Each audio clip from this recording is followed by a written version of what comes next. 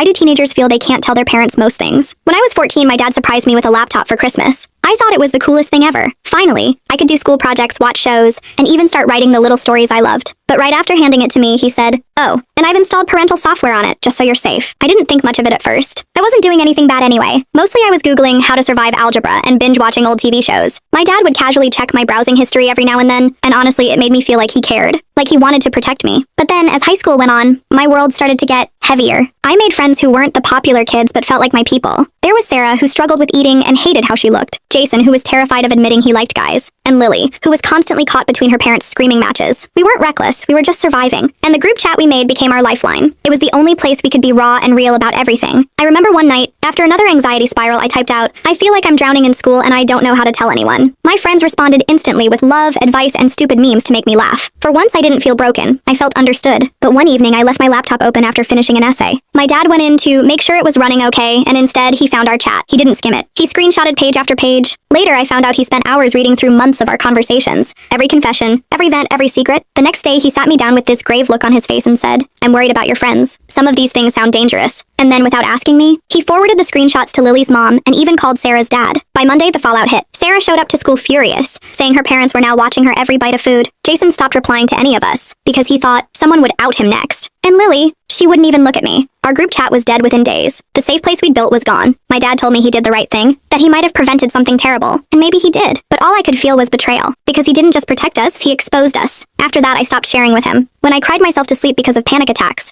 I made sure he never heard. When I felt like I couldn't breathe in class, I pretended I was fine. He could check my laptop, my history, even my texts, but he'd never find the real me again. And that's the thing about teenagers. It's not that we don't want to tell our parents. It's that the moment we feel like we can't trust them with our truth, we learn to keep everything locked away, even the parts that matter most.